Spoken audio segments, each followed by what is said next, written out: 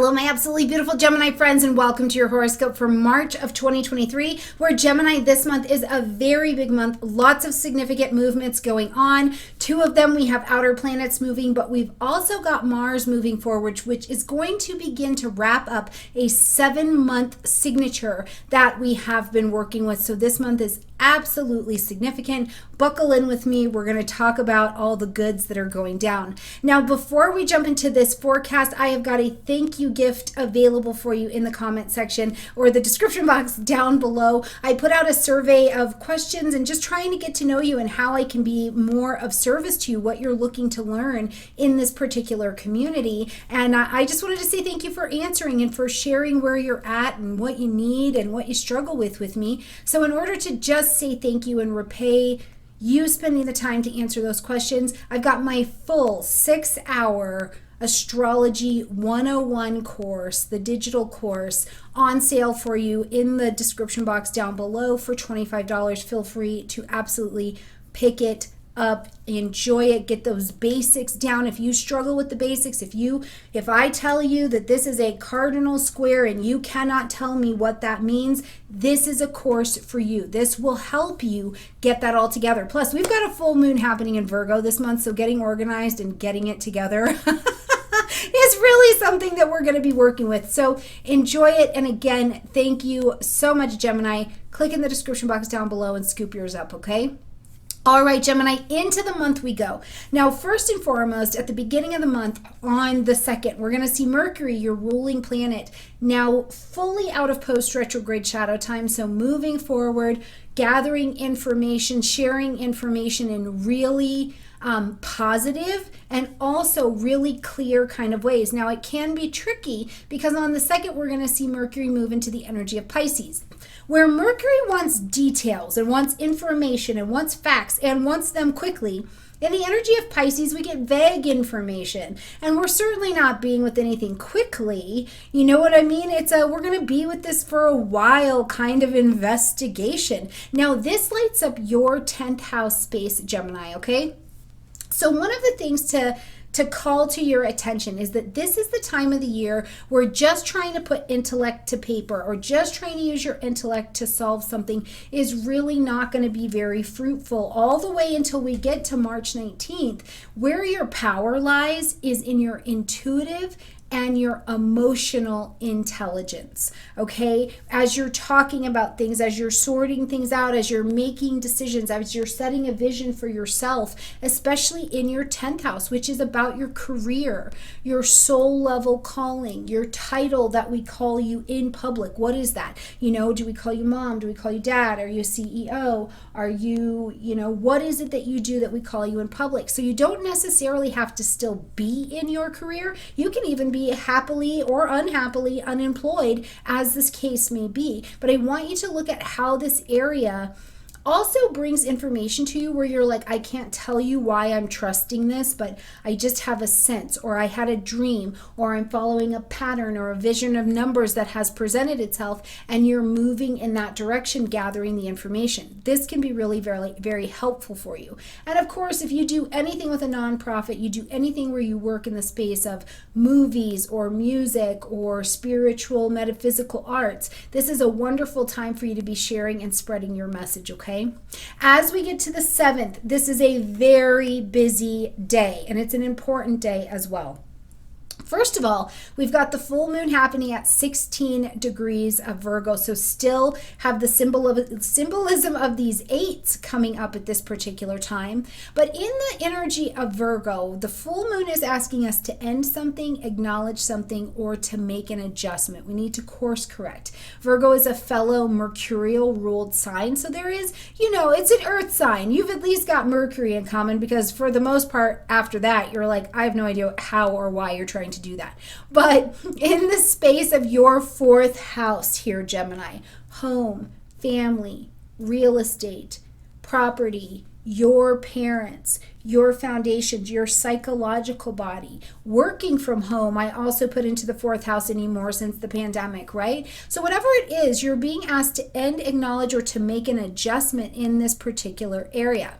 make sure you grab your chart, locate that 16 degrees. And if you're not sure how to do that, I've got a video in the description box down below. But you can also join me starting March 21st to get ready for the astrological new year on my Patreon group, where I'm going to be doing a lot more tutorials. So I would love to see you over there, okay?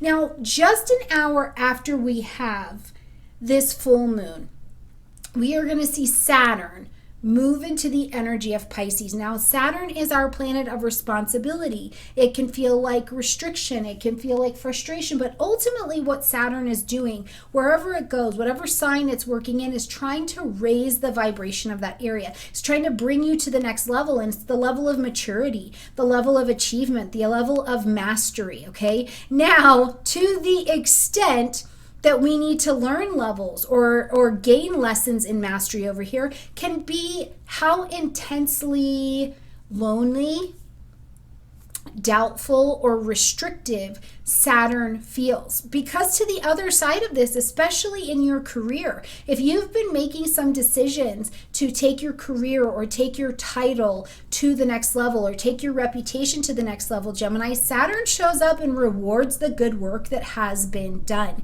Now, in Pisces, Saturn, in whatever form your lessons are taking, Saturn in Pisces is asking you to crystallize the amount of faith plus trust that you have in being able to build a life for yourself, in working with people, in having support, in being able to receive, okay? Pisces is a water energy. It's receptive, okay? So how do you do at receiving? You know, and for some people, I really think when we're talking about receiving and business, this can really have to do with criticism on how your work has gone and payment, right? Like, how are you doing in your money? Are you valuing yourself and your products? So these can be things to look at as well, okay? But just I want you to know it's a very, very big day, because as Saturn also moves into a new sign, anything that doesn't fit that vibration is going to fall victim and fall out. So, you know, it's not a fear-based aspect. I never teach that to you guys, but it is one we need to take seriously, because it's coming in and saying, hey, this is immature, this won't work anymore, let's move that out. And you start learning those lessons, or good job, let's take this to the next level. And it can be a mixed bag. You can have a couple things going at the same time. Now, as we get towards the summertime, we are going to see Saturn retrograde, so it'll move back just a little bit. But ultimately, we're going to deal with Saturn in Pisces energy through retrogrades and everything else all the way until March of 2026. So buckle in for the learning, and buckle in for your societies and communities of the global family to be doing their learning and leveling up as well.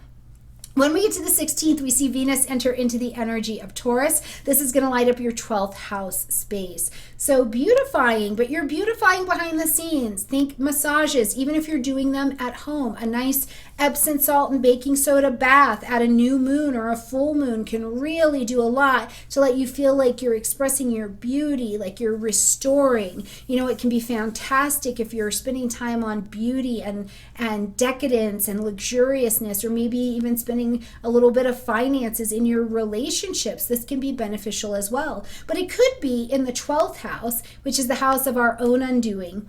It's the house of creativity. It's the house of our specialized populations. Think babies, elderly people, maybe people who are deaf, hard of hearing, autism. Something specializes the population, okay?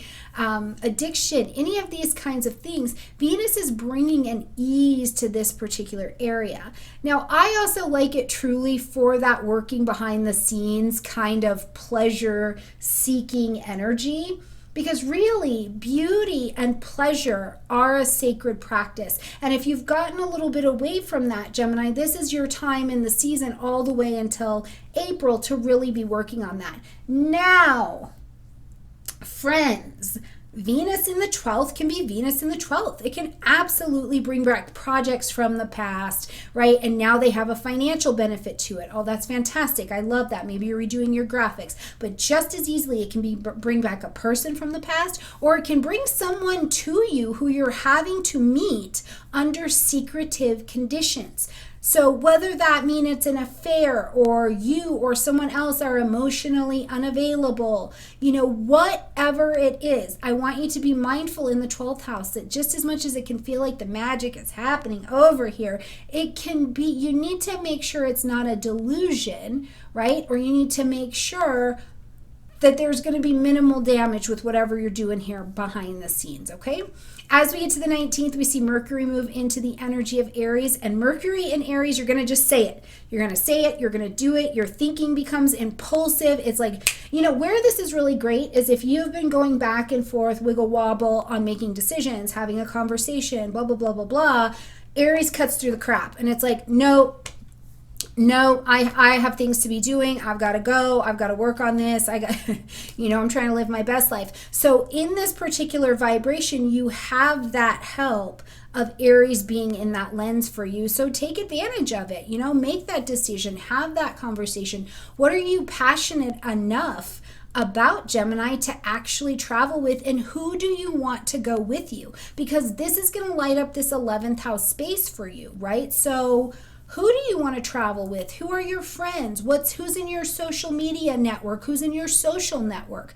Where do you want to see yourself in those long-range plans, goals, and designs? This is the time of the year that you are setting those goals. Now on the 20th, we'll see the sun move into Aries, and on the 21st, we'll welcome a new moon, and it is a fresh new moon. It's at 0 degrees of Aries. So it's like the sun comes in, and then we've got this new moon. It's just right here. So whatever you're calling in to begin, whomever you are calling in, wherever you're finding your courage, your expansion. Let's remember, Jupiter's also traveling in Aries. So wherever you're ready to make this major pioneering change, to put yourself out there or to be accepted with groups or to do something on technology, this is the time to really plant those seeds of intention to take advantage.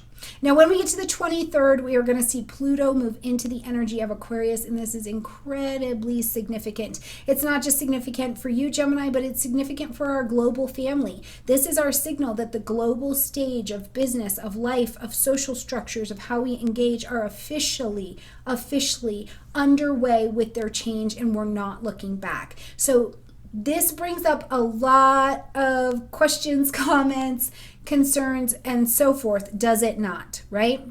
So Pluto being about death, debt, and destruction, but ultimately the understanding that something has to die off for the next innovation, the next best suited version to live. That's really what we're working on. So whether it be in your personal life or you're watching your society around you change, this is a long-term cycle, okay? So we are going to be here for a while. It can be intense. What's happening around it can be intense because it's challenging you to shed, to get rid of an old idea and to change. And then this is happening in a global way. So the reform and destruction that come with this are absolutely intense. Now, where I think it's also really exciting is because it'll give you some space and some freedom, Gemini, to say, where do I want to individuate? What do I really think about this? I've lived in this country, or I've lived in this family, or I've had this belief structure or this belief system for a very long time. Do I still believe that? And you're like challenging this. Do I want to live here anymore? Wherever that is. Do I want to learn another language? What is it? Do I want to teach? Do I want to find new teachers? Where is it that this is bringing up the individuation innovation for you? And you've got quite some time to work with it. We're going to see Pluto be here in this Aquarian energy until June. Then we're going to start to explore that retrograde path. So keep in mind, from March until June, what you see, what you're working on, you're going to review from June until January, and then really, once we get into 2024, we can start to track a little bit more of Pluto's consistent cycle moving forward, because even in the retrograde this year, we're going to see Pluto obviously get back into that Capricorn energy. So we're finishing up a few of those structures as well. Now, as we close out the month on the 25th, we're going to see Mars come into the energy of Cancer. Now, this is significant for several reasons. First of all, it's movement in your money house, which is fantastic, right? So Cancer is your second house in the general. So you can have some things coming together.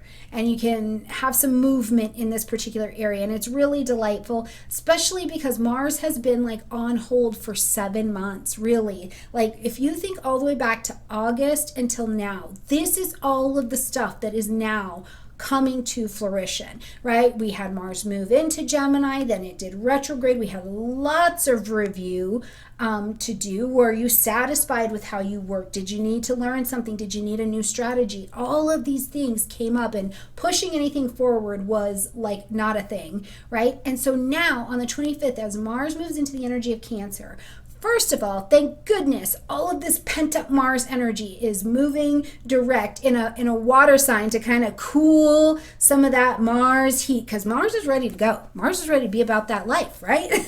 But we need to slow down, because after 7 months of pent-up, you're just like, ooh, let me at them. So we need to slow down a little bit. So gratefully, Mars is coming out in that energy of Cancer. But what is it like when you put something that's been really, really hot into a whole bunch of water?